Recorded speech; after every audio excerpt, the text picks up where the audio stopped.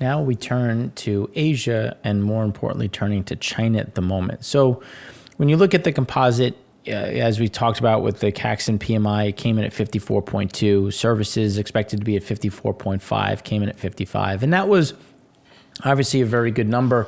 But one of the things that we've been talking about is it's a diffusion index. And it's important to look at, well, how pent up was some of the demand, how pent up was some of the numbers, because a lot of it's based on surveys, then extracted out.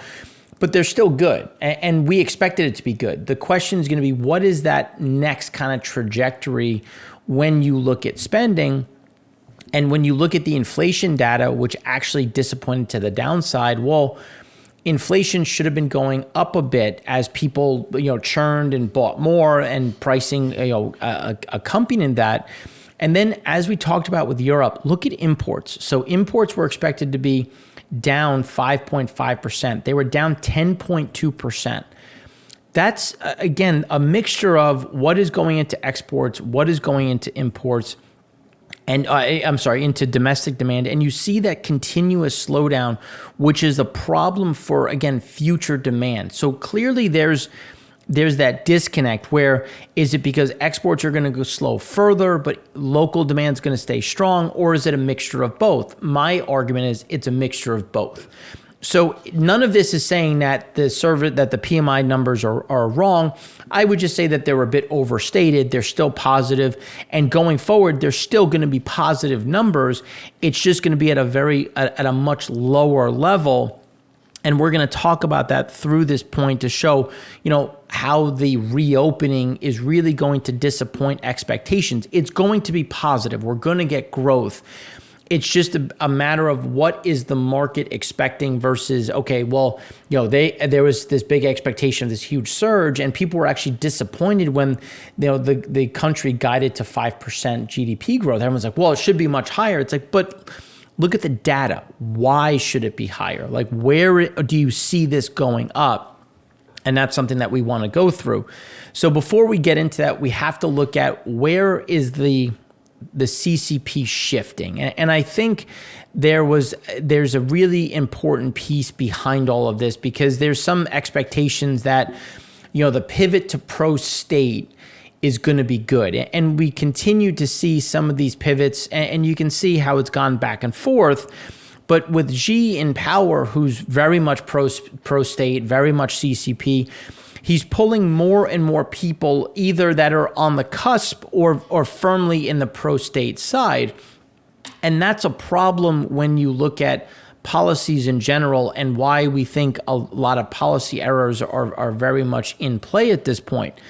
And here's, I think, a very good level of explanation that I wanted to go through that I shared on Twitter from Michael Pettis, who I think did a very good job of highlighting this.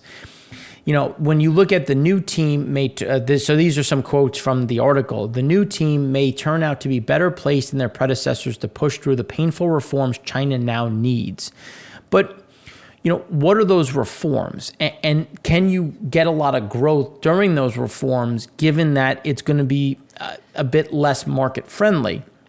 And if you think about also, there's been decades developed some of the deepest imbalances in economic history. So China's outlook depends mainly on its ability to reverse these imbalances, being local consumption. They do not have a local consumer. I was doing deals back in 2010, 2011, and China would come back and say, this is what we want.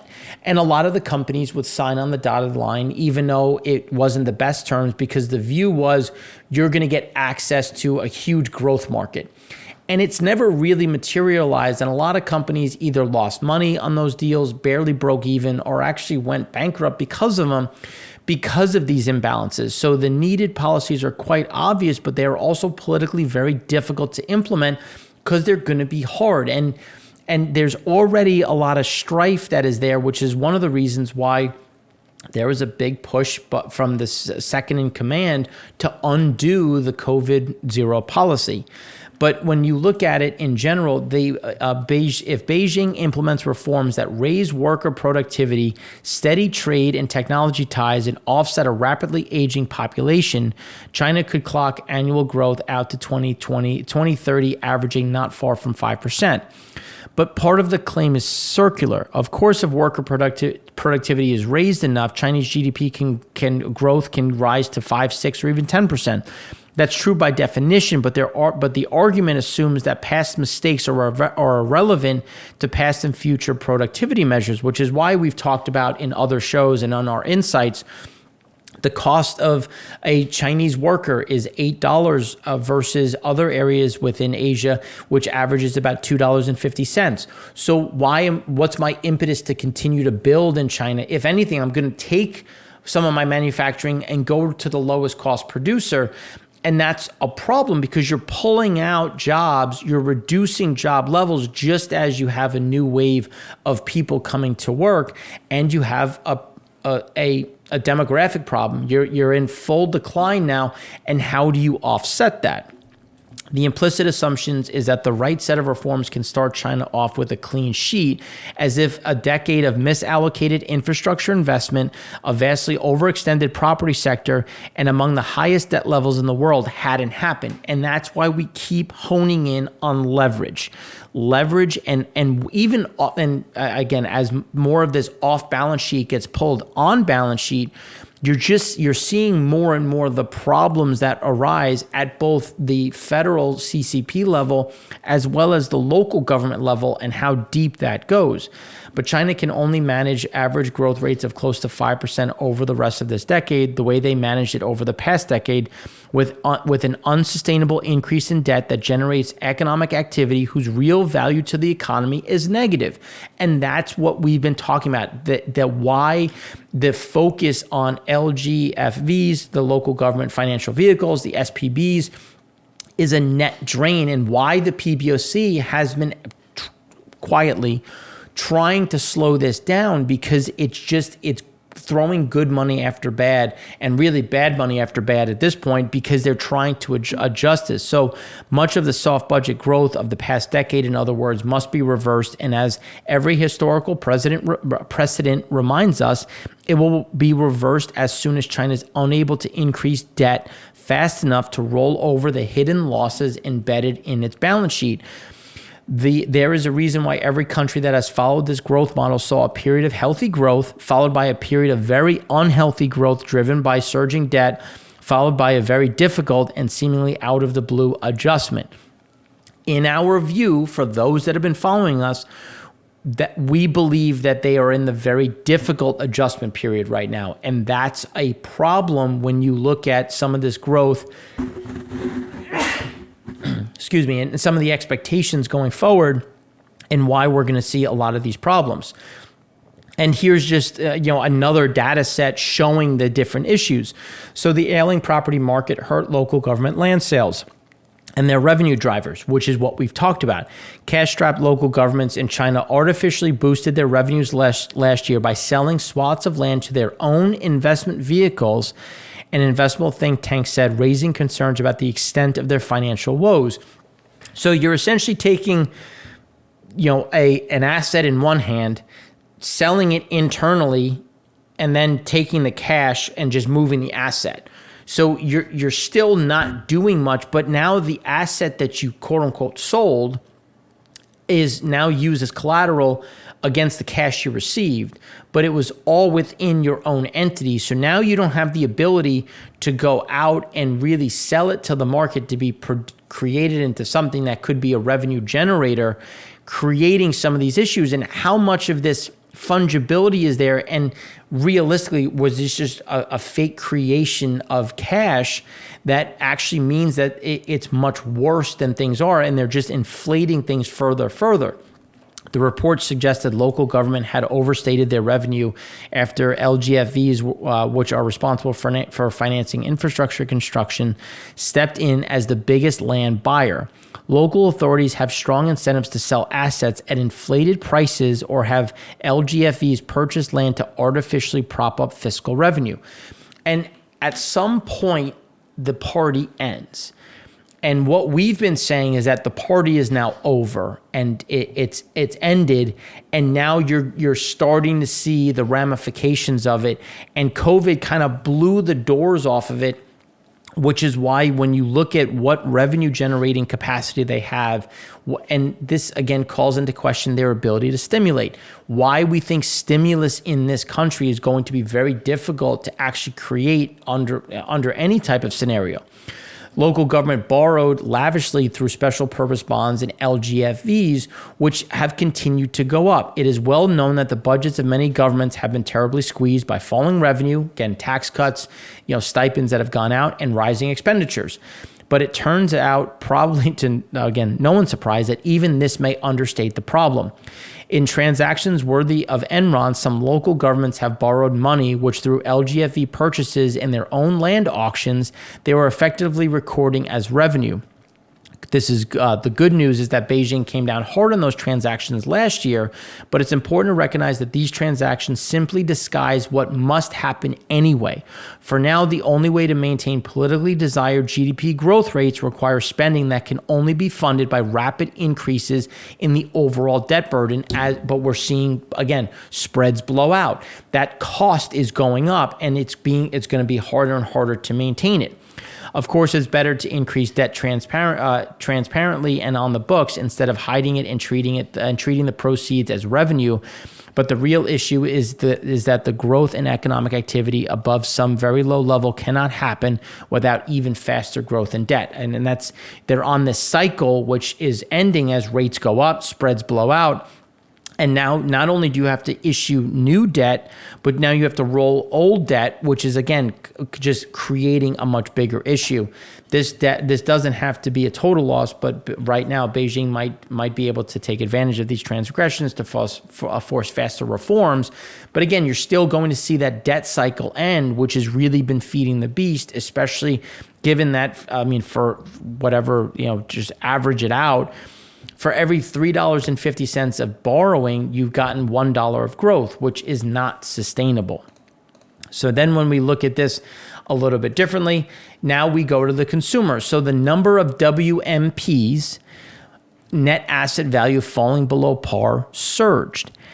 WMPs by investment type in terms of bond security, other, and it's important to look at these are wealth management products, which are being sold to the consumer. So China's debt problems have spread to the far-flung villages, according to a report submitted to the ongoing session of the Political Advisory.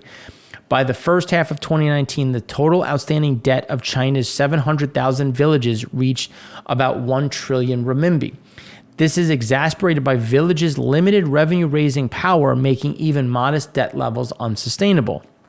And it isn't just a few bad apples. 3/4 of villages in Hunan's province are indebted, averaging 1.08 million renminbi per village. The lowest tier of the Chinese government is at the township sub-district level. Villages are self-governed by village committees under the guidance of township-level government.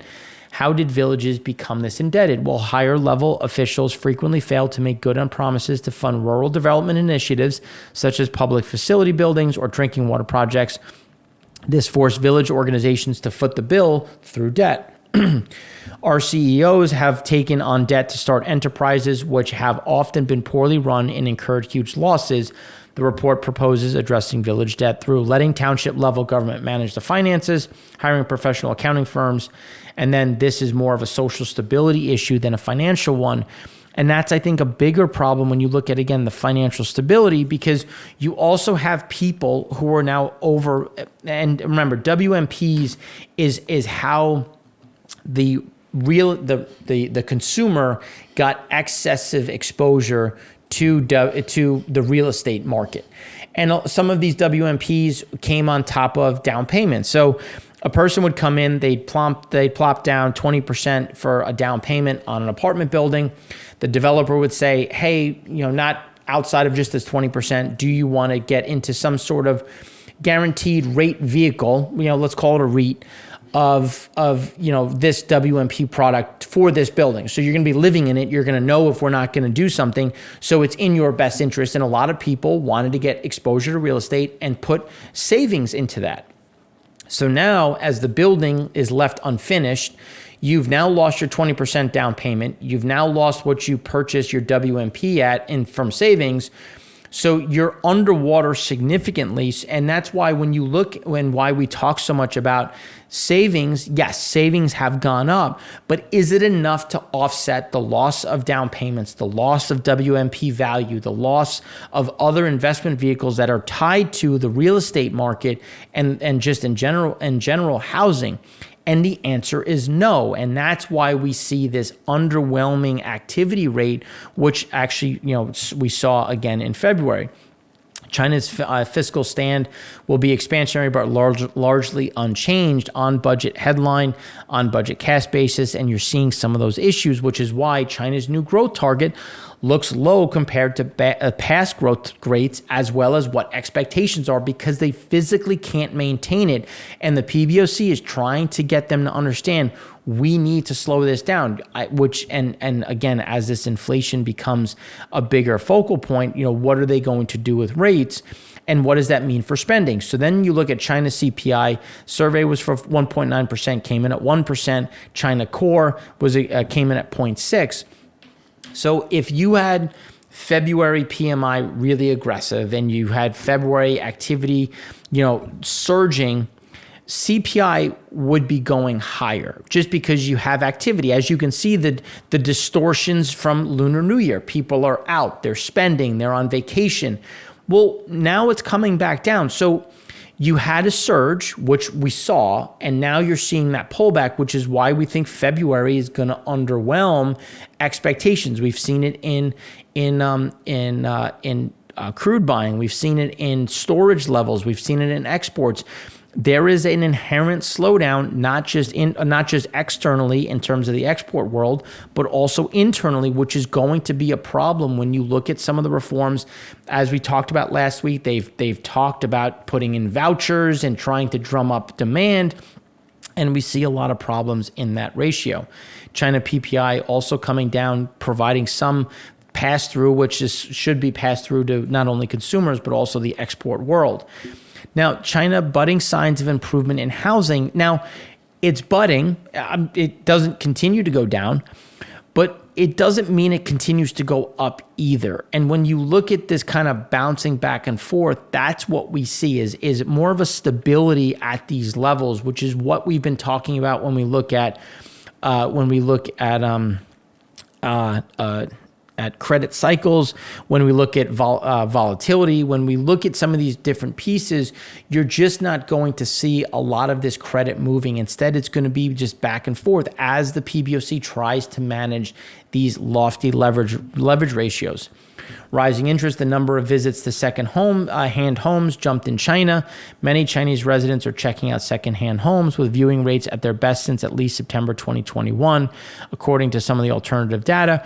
But again, it's coming off of very low numbers. So the question is, again, it can't continuously go down. And that's the important points in terms of where are some of these ratios, what are some of these things looking like, and as you're seeing some of the flatlining. Buyer interest in new homes is also bouncing back after the Lunar New Year. According to an index from Centerline, for every 100 new units, on an average of 63 prospective buyers viewed them in the third week of Feb, the most since mid-2021.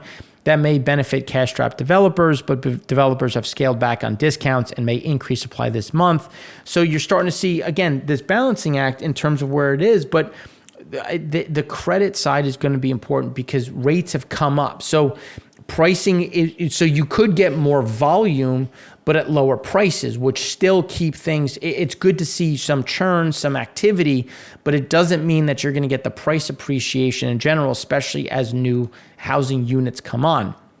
In Shenzhen, where housing affordability is the worst in China. Existing home transactions have warmed up since mid-Feb.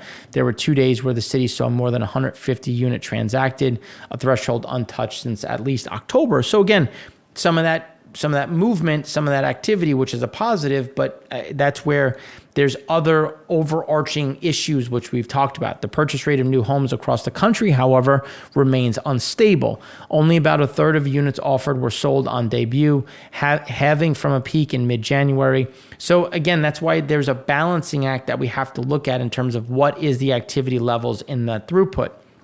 The nation's outstanding mortgage rose only 1.2% last year, a sharp slowdown from 11% plus growth at the end of 2021. Residential mortgages, which accounted for about 30% of loan books for China's largest banks as of June, are considered to be among the highest quality assets. Weakening expectations over property prices may prompt households to continue deleveraging, which is what we think is the likely piece, is a deleveraging event at multiple levels, especially the consumer, which is why the credit impulses are going to stay fairly flat. They're not going to continue to go down, but they're not going to bounce aggressively either. And this is going to follow something very similar. Now, when we start looking at protectionism, you can see that protectionism has only gone up in a lot of areas versus where they were in 2014. And a lot of these tariff rates have to do with food. And that's what we like to look at when you're looking at the movement and the opportunity for countries to find alternatives to what is currently out there. China has lost 40 million workers since the pandemic. Drop coincides with faster fall in working age population, as well as, obviously, as we've talked about, the issues with the underlying demographics. China's working population is increasingly urban, and that's why there is a bigger and bigger push on the rural side to get people back into these areas, because that's where a lot of housing is. And as we showed earlier, that's where a lot of debt is. They need revenue in these areas. So how do you pull them back out into the rural markets to try to drum up some of the strength, which is why, as we've been saying, China is not on a good or strong foot. Now, an interesting piece here. So the PMI data out of India came in fairly strong at about 59, which was a nice increase. But this was an interesting one because truck inflation is biting hard. So inflation in trucking freight prices accelerated to 14.9% year on year in Feb. This is more than double November's rate.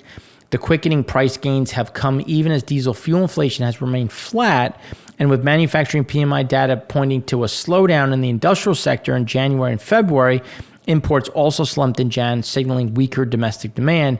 Given this context, it appears that the increase in trucking cost isn't being driven by demand pressure or by higher input. Instead, they are likely a lagged response to higher borrowing costs and elevated consumer inflation. And that's what we've been talking about when we look at some of these different pieces. And that's why, we thought that Indian demand activity was going to slow sooner. It didn't, but now you're starting to see, and the reason why we said that is because of inflation, because slowing consumers, slowing exports, but it's been fairly strong, and it came in strong again in Feb.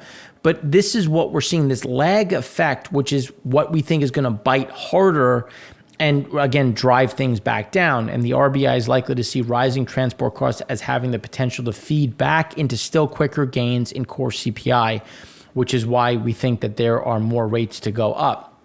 Now, shifting to Japan, long-term inflation expectations in Japan are up sharply. They're at 34-year highs. But lagging behind is Japan's real wages fall the most since 2014 in a challenge for BOJ, because inflation's surging, real wages dropping, activity's going to seize up. And that's why we talk so much about real wages in the US, in Europe, in emerging markets, and in Japan, is because this is going to be a big problem they're going to have to try to get in front of. Now, when you look at Japan, CPI coming in, again, below prior, but above estimates. As we see some of these different pressure points, composite PMI, again, still staying on the elevated side, which is another issue for the PMI front, for the inflation front. As real wages dip, that's going to offset and drive down some of this activity. And then when you look at the JGB outstanding by ownership, over 50% is owned by the Bank of Japan. they're running out of dry powder to come in and just buy and protect this artificial ceiling, which is why we think they should let it roll, let it float, and protect your foreign reserves, because you're draining it into something that you physically can't protect, and the market knows that and is going to shoot against it. You have to let the yen rise. You have to focus more on bringing inflation under control, trying to drum up that real wage, trying to protect the consumer, because inherently the consumer is already weak and going to only get weaker under these type of demographics, as well as real wage backdrops. So that's what we have for you today. If you have any questions, please feel free to reach out. We'd love to hear from you through Twitter, through comments. We always appreciate the feedback. So thanks again for watching. I'm Mark Rossano, founder and CEO of C6 Capital Holdings, coming to you from Prime Vision Network.